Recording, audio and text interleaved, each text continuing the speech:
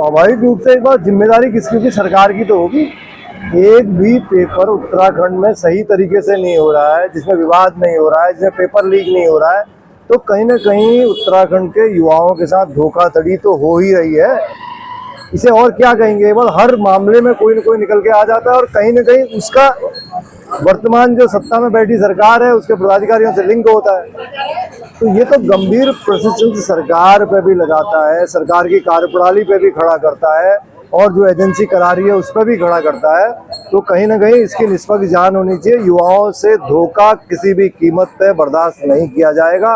उत्तराखंड का युवा ऐसे धोखे को कतई बर्दाश्त नहीं करेगा और उसका आक्रोश पूरे प्रदेश में दिखाई दे रहा है कि जो सरकार एक पेपर सही से नहीं कर सकती तो वो सरकार कैसे चल रही है ये पता नहीं। एक बात, आप नकल विरोधी कानून लेके आए, उसके बाद भी नकल माफिया ने आपको ठेंगा दिखा दिया और पेपर लीक करा दिया। तो आप इसमें तो सरकार पे ही तो प्रश्न है। हम किससे कहेंगे? हम सरकार से ही तो कहेंगे।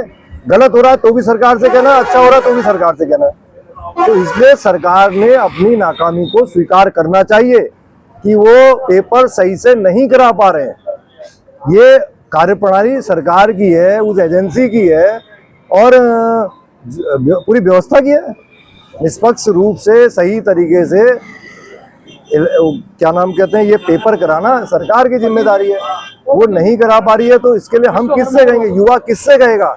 युवा की उम्मीद प्रदेश की सरकार से ही तो होगी।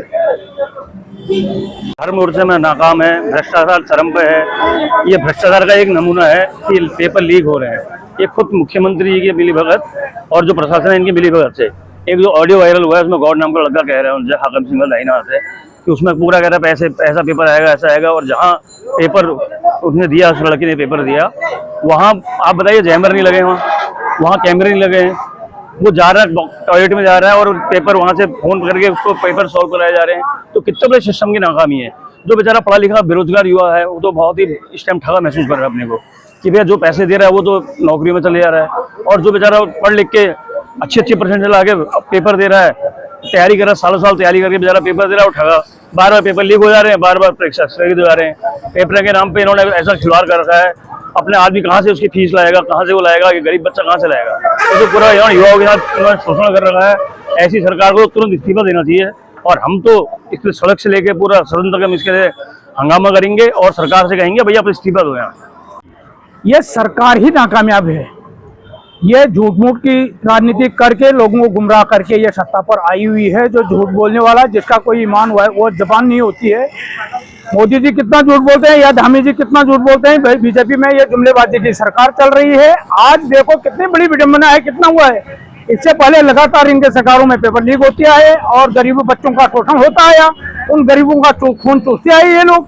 आज देखो इन लोगों ने उन गरीब बच्चों का 3-4 साल से वो लोग कोचिंग कर रहे हैं, दूसरा तीसरा, इतने बड़े उत्साह उससे आए जब उनने पेपर दिया। लास्ट में ये कहते हैं पेपर में देख रहा हूँ मैं, बोला उस कमरे में जैमर नहीं था और उसको पकड़ लिया हमने। अरे आपने क्या पकड़ लिया भाई उसको? वहीं पर माननीय बंशीधर भगत जी के लड़के, वो भाजपा के प्रवक्ता है विकास भगत जी, वो कहते हैं कांग्रेस गुमराह करी लोगों को, कोई पेपर लीक नहीं हुआ। अरे विकास भगत जी आपको ये पता नहीं है? आप तो 6-7-8 बार के आपके पिताजी विधायक मंत्री परिषद अध्यक्ष रहे हैं। आप तो सोने की थाली में खा सकते हैं। आपको क्या था? गरीबों के क्या जाने आप गरीब क्या चीज होता है?